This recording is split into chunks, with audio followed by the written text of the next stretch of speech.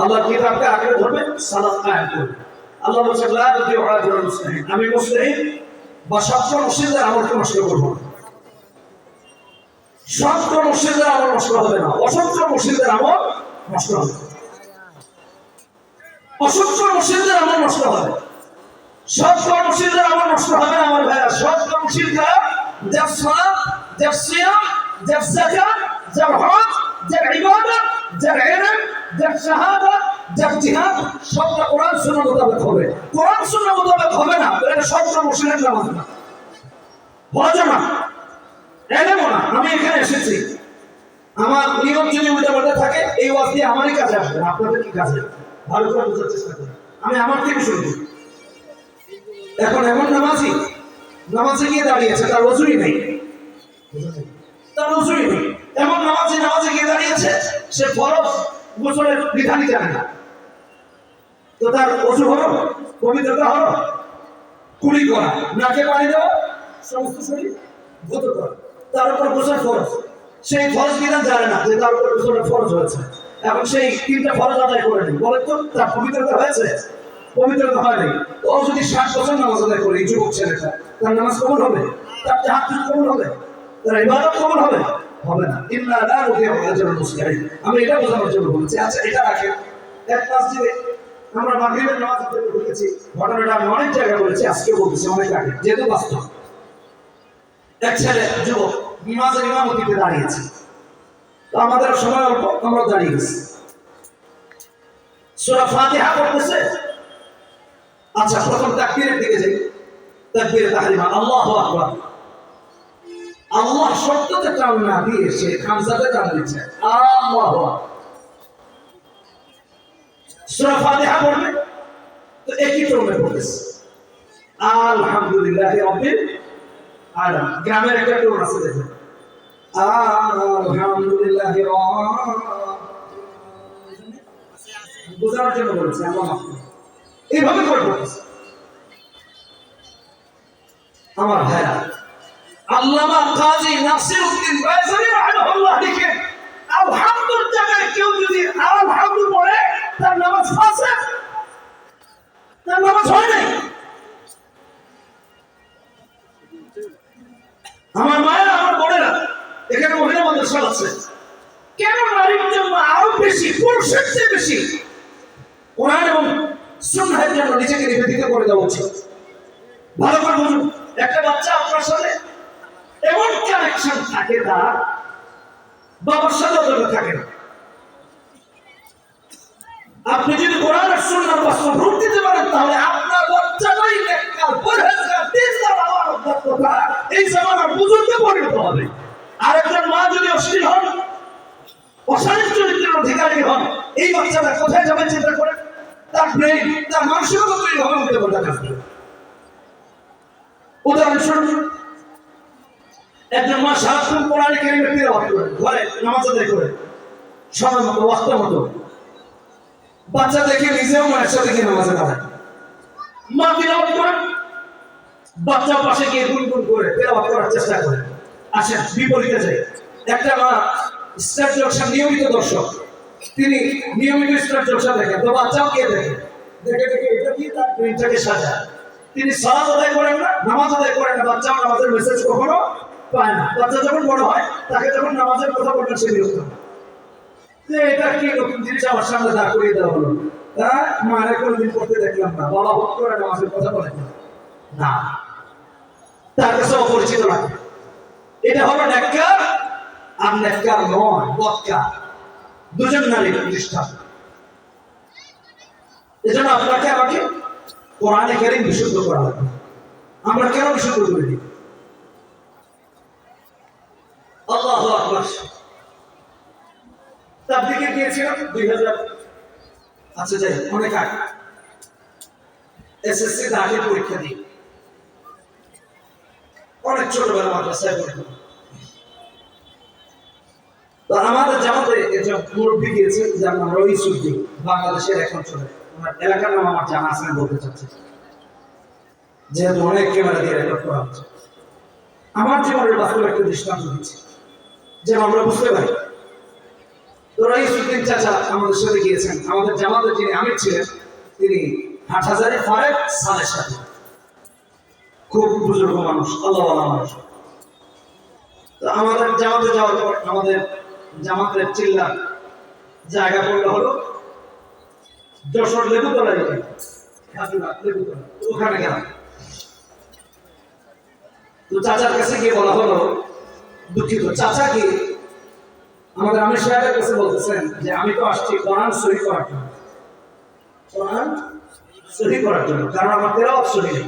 আলেমদের কাছে শুনছি তেলাওয়াত সহি না হলে নাকি নামাজ হয়। তো আমি তেলাওয়াত সহি করবো কিভাবে? আমি তো তাশাহুদ পারি না, আমি দুরূদ শরীফ পারি না, আমি সূরা ফাতিহা পারি না।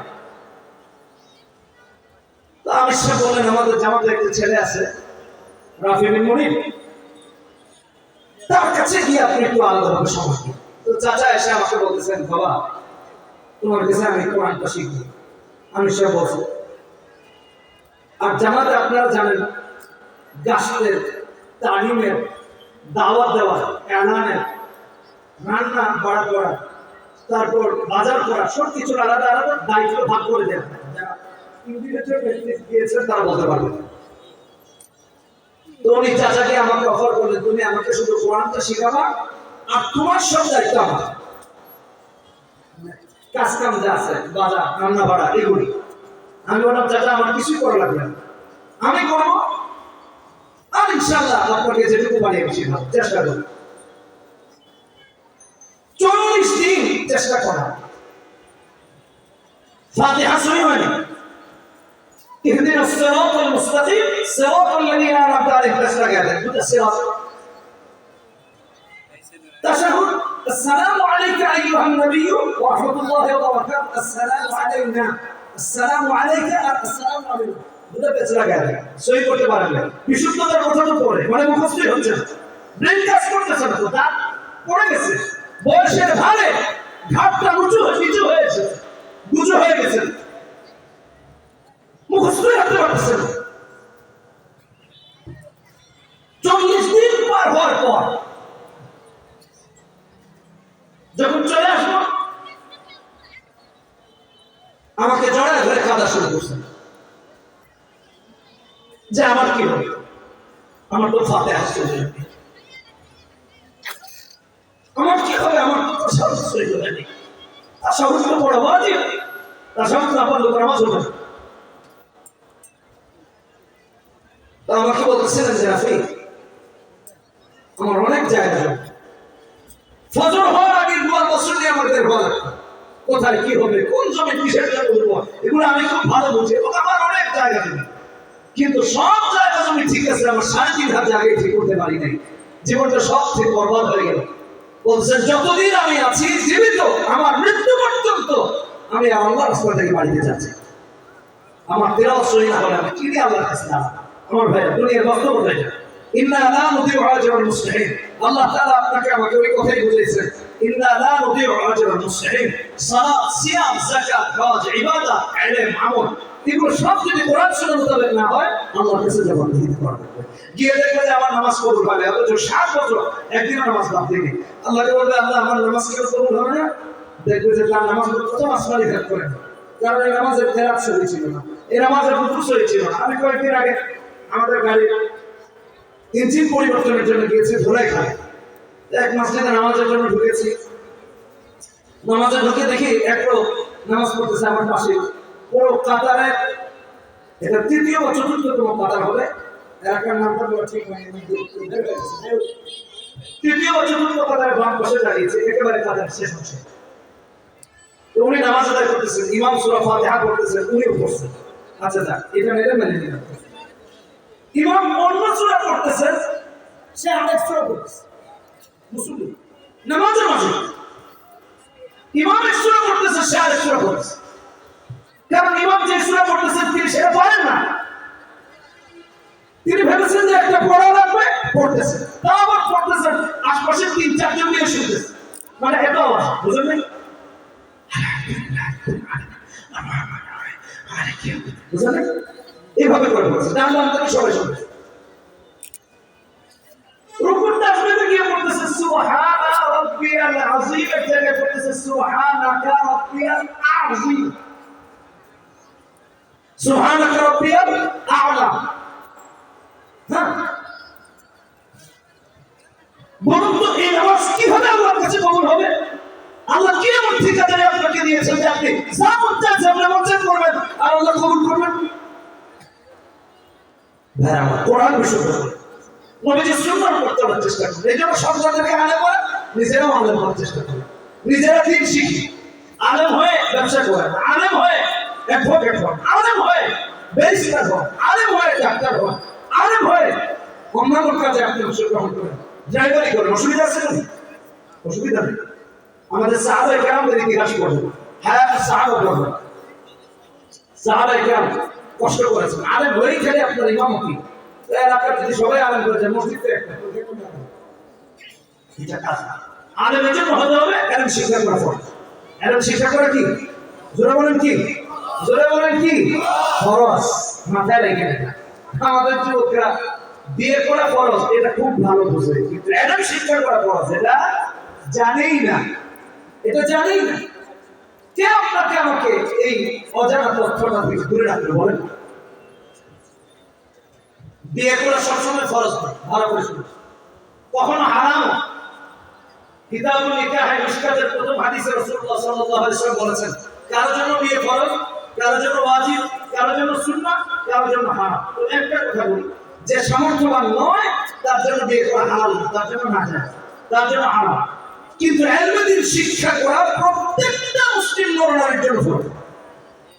এ ব্যাপারে কারো কোনো দ্বিমত নাই, কোন মতের, কোন পথে, কোন আলেমের ইখতিলাফ নাই। কেন পারি না আপনি আমি? কোরআন, আমার ভাইয়া, কোরআন এবং সুন্নাহ ব্যতিরেকে গোটা পৃথিবীটা অন্ধকার। কারণ হলো লাইট ছাড়া যেরকম চলা যায় না, অন্ধকার